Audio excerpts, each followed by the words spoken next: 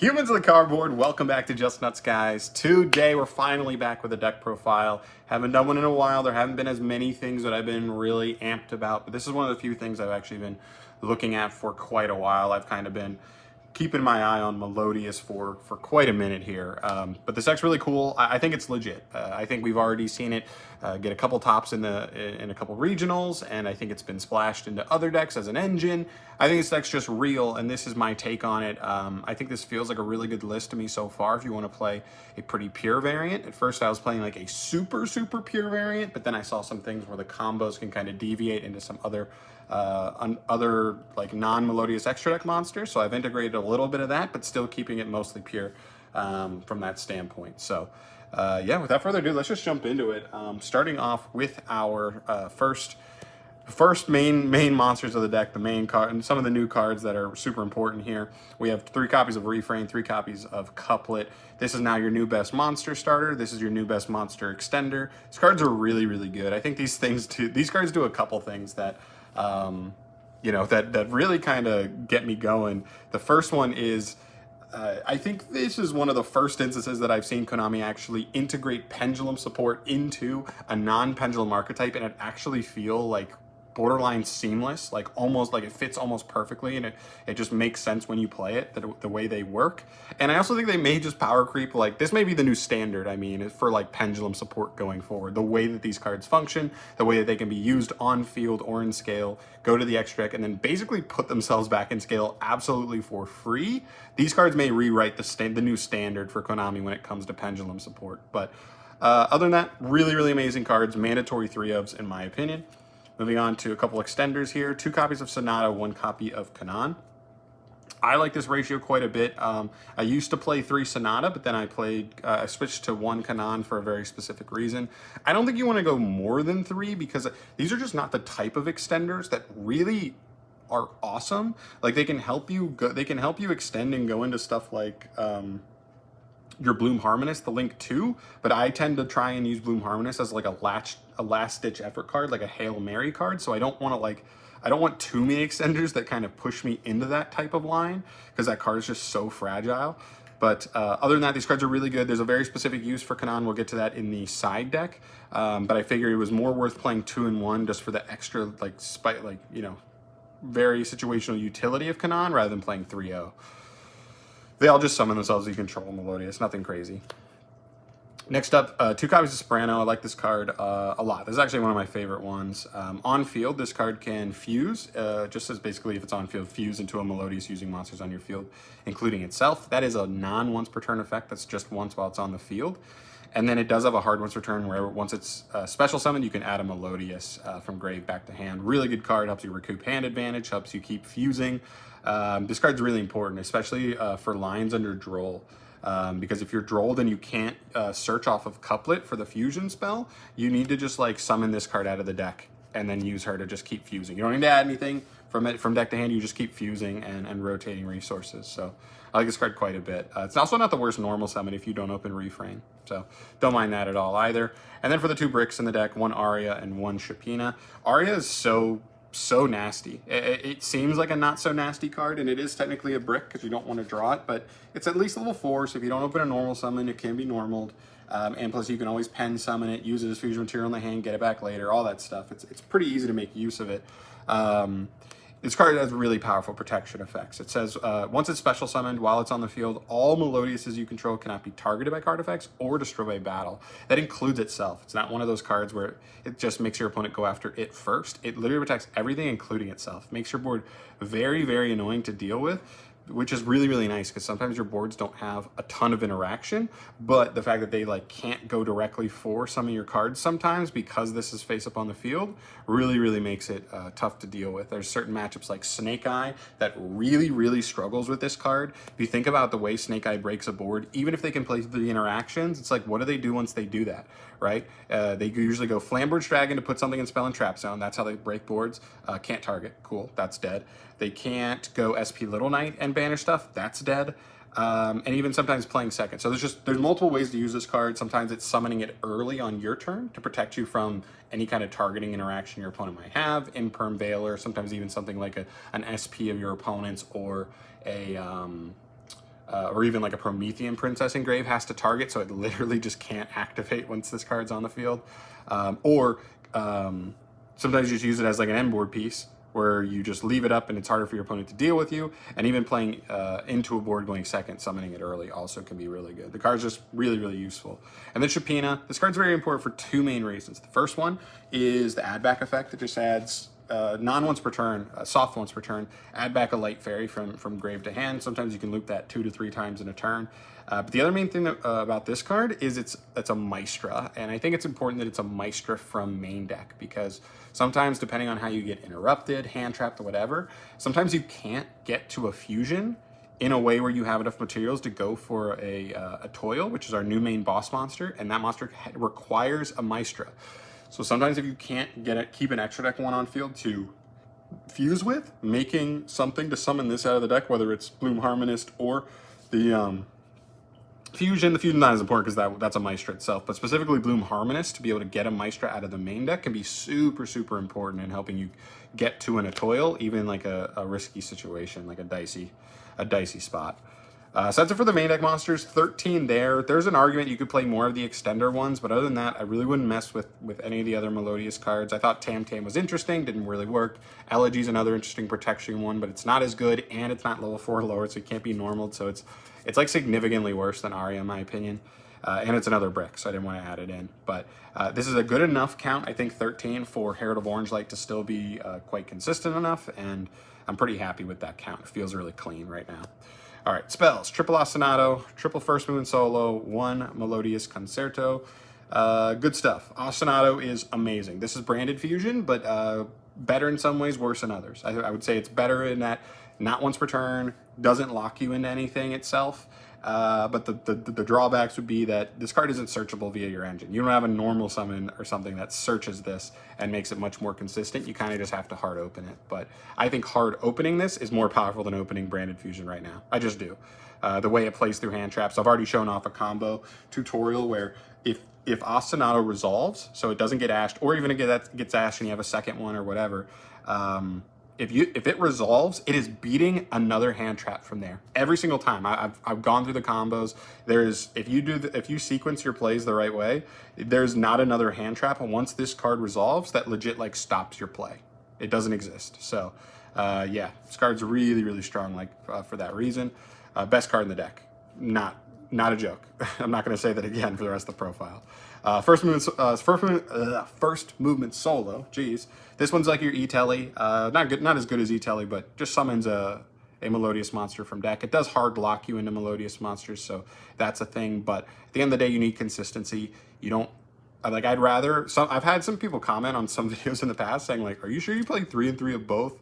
And my response to that basically was like, I'd rather open 1 and 1 than 0 and 0. So I'd rather get those numbers up and make sure our deck is nice and consistent going forward. Sometimes you summon Refrain off of that to just get a search and get right into a combo line, or sometimes you just straight up summon Arya right out of the deck and you just set up the protection so that way everything else is insulated from targeting interaction. And then Concert, this card, I think the best comparison for this card is just Metal Foes Fusion. That's basically what it is, except it's a little better in my opinion because it can also fuse using your scales as material, which is really nice, makes for really fuel efficient fusion summons. I really like that. And then draws you a card from grave later on in the turn. It's really good. Puts itself back, so you only need to play 1, and of course gets you the potential to draw extenders, hand traps, whatever. Last spells, I play 3 Prosperity, 1 Called. Yeah, Prosp is pretty self-explanatory in a deck like this. Like I said, when you have a power card like Ostinato, you really just want to find it as often as possible. And so I'll play this every time, even though you can't Concert or Concerto in the same turn that you use this. I do still want to play this just because it can save you, and a deck just needs consistency. A deck has 3 1-card starters: Refrain, First Movement Solo, and Ostinato, and you really want to find those. At least one of them in every hand, but particularly like Refrain plus one of the other ones is like insane. So that's the bigger goal. And then Called, I thought about this. Like I thought about taking this out and playing more like other non-engine stuff, like hand traps or board breakers, whatever. I didn't end up staying on Called just for the safety of it. The biggest things I'm scared of is like Ash or Bell on Ostinato, and Shifter. Shifter was the other big one that I'm really that's the one hand trap that I think does a number on this deck by itself. Other than that, there's not a single hand trap I'm like that scared of.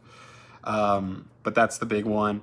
And I think this card's good enough going second, but also stopping those. Like I said, if Ostinato resolves, it's beating another hand trap guaranteed. So if you can stop a hand trap with this, that's one. Your opponent has to have another just to even meet the baseline, and you're still beating that. So you're basically, by using this on like an Ash or a Bell on Ostinato, you're basically daring your opponent to have at least 2 more hand traps in hand. Otherwise, you're still going full combo, and you just don't care.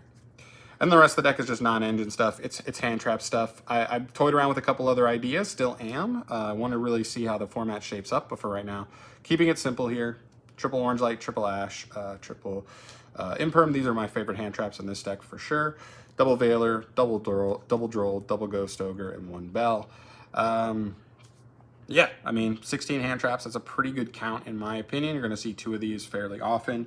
Herald Orange Light's just nasty, right? Being able to not only protect your plays, specifically stuff like Ostinato or just anywhere else in your combos, but also being just a really powerful hand trap in its own anyway.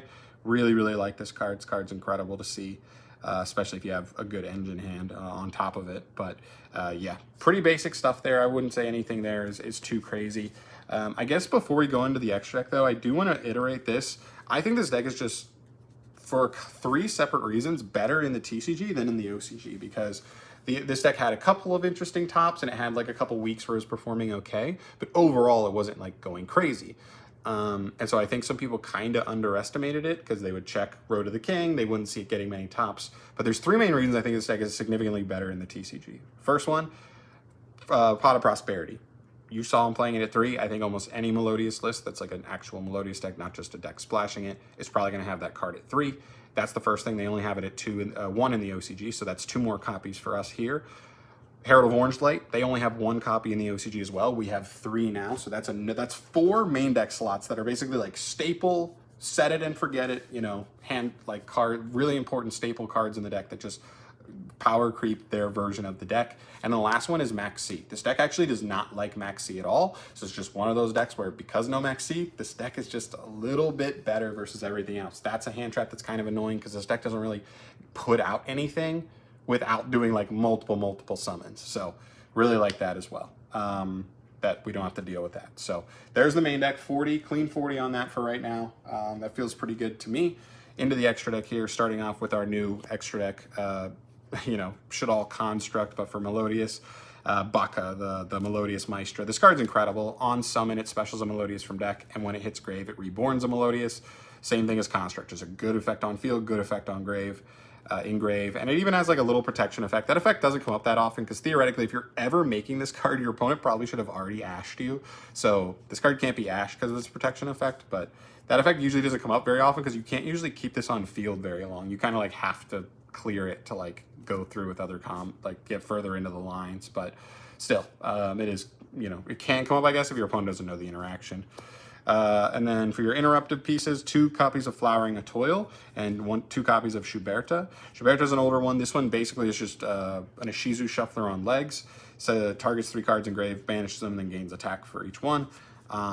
This card's really cool because it works like Barone, where it's only once while it's on the field. So you use it, and then when you clear it with a Toil, it can then fire again when it comes back over and over and over again. But yeah, a Toil is amazing. This is a really phenomenal boss monster for the deck. I like it because as long as this card is out, it's 1 powerful interaction. This deck doesn't end on a ton of interactions, but they end on individually powerful ones, right? Like the Shizu Shufflers are powerful interactions, especially if there's decks that really use the grave. And a Toil, same thing, is a multiple non-targeting bounce that also clears your Melodious monsters off the field, so she guarantees that they come back next turn for you.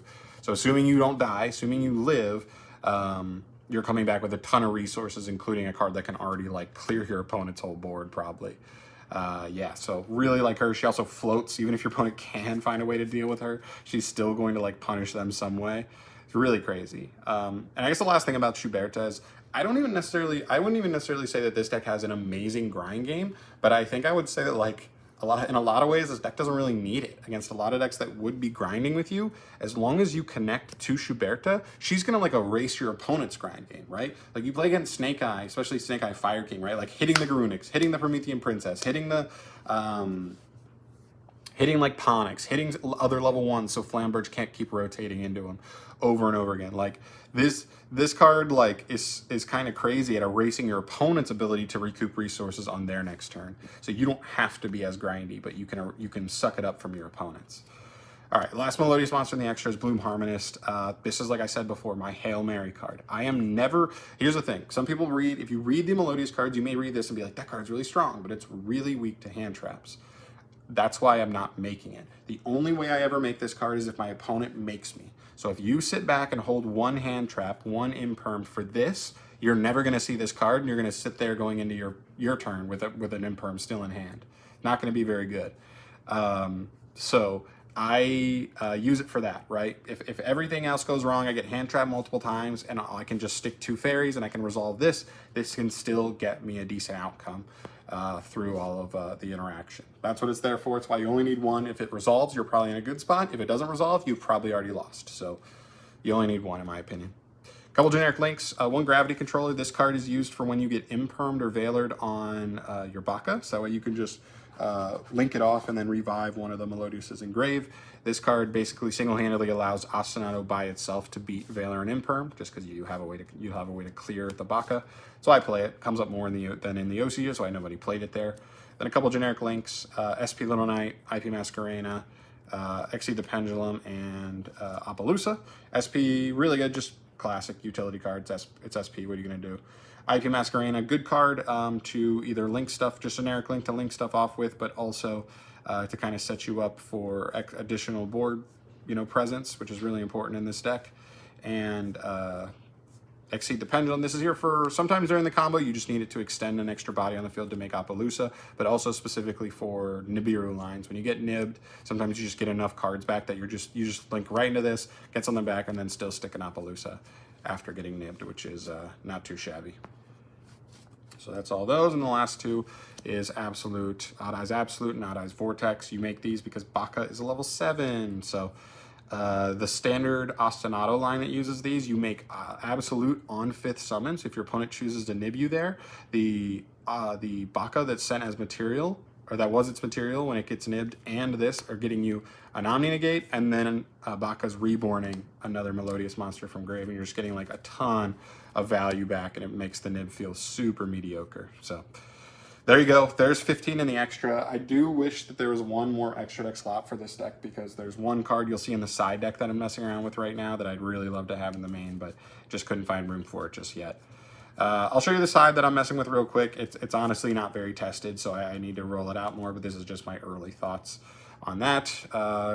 Side frame package, I saw this from JoJo ASMR's video. I like that quite a bit. I'm scared of branded, so like these can come in for the branded fusions, and Gamma's still just solid versus almost anything, so not going to complain. Technically, also even going first or something with Ostinato can technically protect, but I don't know if you're keeping it for going first. This should be a second bell for also branded, but I need to get mine back from Chris, but that's a second bell. 3 copies of Cyclone. This was a card I'm considering putting in the main, but again, like the weird thing about hand traps is that like you really want to draw 2. So if you cut too many, you're just like not going to see 2, and seeing 1 Ash plus 1 Cyclone may just not be enough in enough scenarios. So I've got it in the side right now until I feel confident enough that it can be mained. Harpy's Feather Duster for just back row decks. Gotta have a blowout for those. Dark Ruler more. This is kind of for the mirror, but I guess for other rogue decks as well. Like, because we have a card like a Toil, where if you just stick it, it can bounce the whole board. Being able to Dark Ruler your opponent, especially like in the mirror match, and then just make your own a Toil and bounce everything so nothing really floats for him, is really, really strong. So I thought this card was pretty cool. Plus, stuff like Prosperity helps you dig for it and find it a little more consistently. Then for going first stuff, Rivalry and the 2 D barriers. I've seen a lot of people playing D-Barrier this format. Not sure entirely how I feel on it. I guess I'm cool enough to play 2, but I did also want to make room for Rivalry, because this deck can play Pure Fairy if you want. And so I just think this card's like actually insane versus a couple decks. So I'd rather play 2 in 1 instead of going all in on the D-Barriers. And the last card in the side is Baguska. So basically Baguska's there as a shifter deal. That's what I was saying with Kanan earlier. The reason I play the 1 Kanan instead of just the 3 hard Sonatas is that way if I have access to refrain and I get shifted, I can refrain add Kanan, and then special Kanan, and then just make Baguska. One card Baguska, that's good enough in a lot of situations, because just decks that play Shifter in general just tend to lose to or struggle at least with Baguska anyway. So I thought that felt like a nice pairing. I'd like to have room for it in the main, because I know that inevitable game 1 Shifter is coming, and I'm gonna have Refrain, and I'm gonna be like, wow, if only Baguska was in the main. But with the stuff I'm playing now, I'm like, I don't know what I would cut from the main deck right now. Like maybe Gravity Controller, if I don't feel like that situation's coming up enough, where I'm getting like impermed on Baka, or potentially the second Shiberta doesn't come up all the time. That could potentially be Baguska, but for right now it's in the side. I'm still deliberating on that. That's where I'm leaving it for the time being, until I get enough testing to really know how I feel about that. But there you go. That's the deck profile. I really think this deck is good. I think this deck has a similar set of skills that a pure Snake Eye does, in that it's for a deck that only requires like 23-ish engine cards, which is not a large amount, which means you have 17 open slots to do whatever you want to tailor it to the metagame. I think it's still, even with only 23 engine slots, like does a pretty powerful job at beating interaction. So it beats hand traps with a minimal amount of engine required in the main, while also being able to play a crap ton of non-engine to handle what everything else in the format is. So I think that's a pretty scary combination. I don't think it does it quite on the level that Snake Eye does, but I think it does it well enough to really, really compete. I think this deck may be like tier 2. That's kind of where I land it right now. We'll see how things shape up. We'll see how many more people are playing it and doing well at regionals, YCS is going forward. But I really like the deck. If you've been looking for something really cool, this deck feels kind of like a mid-range deck, even though it does have some combos, like some heavier combos if you want. I think it has the ceiling output, but also has that mid-range play to play around a lot of stuff. I really like that. So I've been digging it. This is my favorite deck right now. Hopefully you guys like it. Let me know your thoughts down below. If you guys have any tips, tricks, just any ideas for the deck list on your end, I'd love to hear it. I'm still kind of getting started here. I'm just doing a lot of theorying on the deck, but not necessarily going full in testing it. But now that the cards are out, I'm going all in on it, and hopefully we see some success here. But I'm out of here for today. Thank you so much for watching. As always, guys, let me know down below your thoughts on the deck, any movements you would make, and I'll see you guys in the next video. Thanks for watching. Peace.